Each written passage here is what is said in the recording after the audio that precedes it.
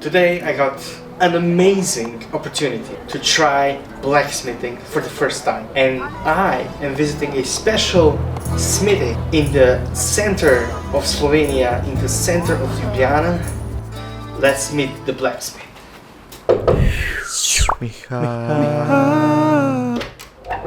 Hi. Micha, hello. Hello, how are you? Oh, pretty good. Can we see the smithy? Sure, come in. I don't know if the camera will show it, but this is the tiniest forge possible. I'm amazed by all the tools and I can't wait to start. Please tell me which tools we'll be using today. We'll be using the hammer. And then we have anvil. This will support the steel that we will be forging. And Can you tell me about this magnet? Is this just accessory? this magnet is actually to not make the anvil ring too much. Okay. Because traditionally a good anvil rings, and if you have magnet it rings a little less. This is the vise, everything we need to hold really tightly, or if we would like to check if it's really straight, we put in vise, and we can straighten it. Then we'll be using forge, and we will be using a combination of coks for the heat and charcoal. I have prepared some designs. Yeah, let's see it. I have prepared 3 of them just in case. Okay. Oh yeah, that's pretty cool, but I don't think that's. No, we don't have time for this. I have plan B with me.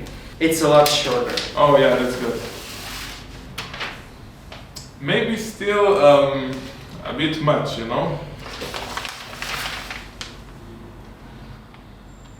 That's cool, that's cool, and maybe. Sometimes the world just doesn't see my brilliance, my genius ideas.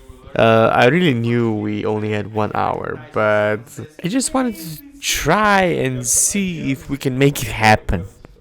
So we proceeded to actually take the design of that giant sword and try to make a knife shape out of it. We proceeded then to trace the outline on the iron, because if we would compare the hot iron on the paper, we could start a fire. So now we transfer this shape to the steel, right? Yes. Do you have different steels? Which would you recommend for someone that's more of a beginner?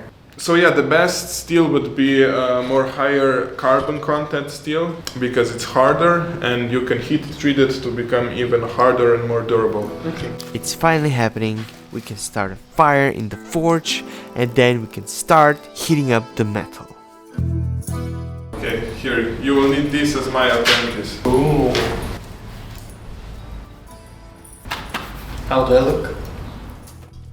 While we're waiting for the fire, we have to get the metal ready.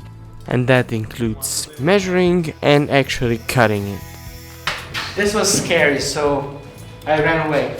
But as you could see, David is also using the only protection provided by God, squinting your eyes.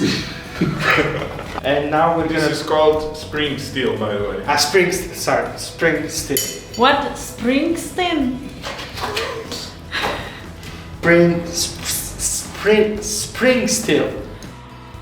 As we continued to heat up the forge and the steel, the thing just got really loud because of the motor. So, sorry. Okay, this is really loud. We have to wait for the metal thingy. I forgot what it was. Spring steel. To be hot enough, to be hot enough so that you can strike it and actually form it. But oh my god, this is loud. I think we're starting again. Before I was scared.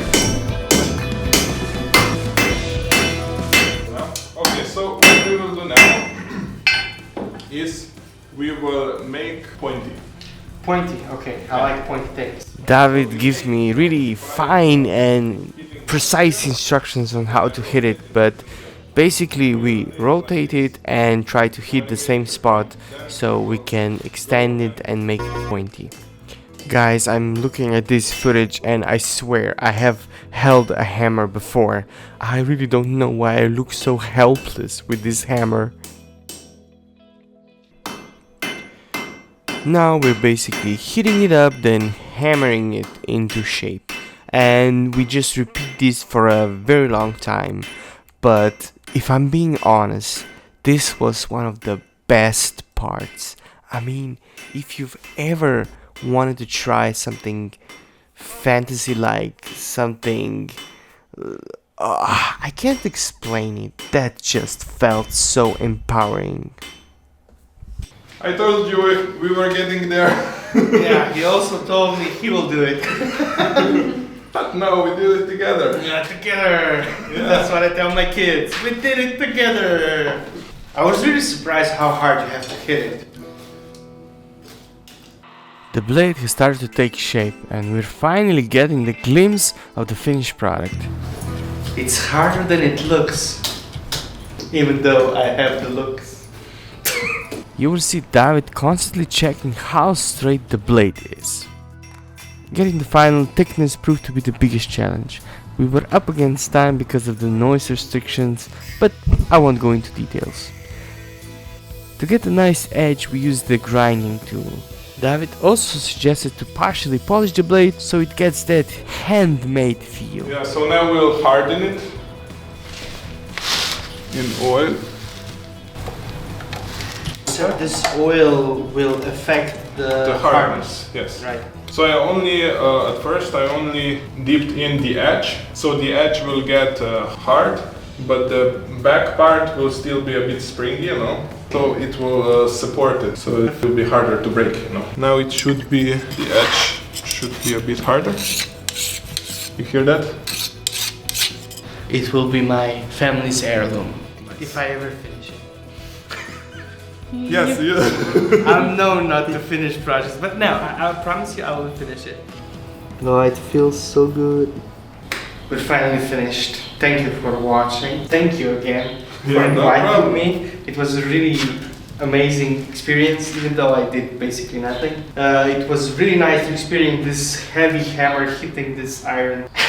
I feel like a kid who's finally lived his dreams. I'm really happy with what we made. I think it really has its charm. I promise I will finish it and then I will show it to you. Yes, please do. Thank you again for inviting me. If you ever need something, someone, a blacksmith, be sure to contact David. All his contacts are down in the link below. And I hope we can do another collab when I get better. Yeah, sure. Thank you. Bye.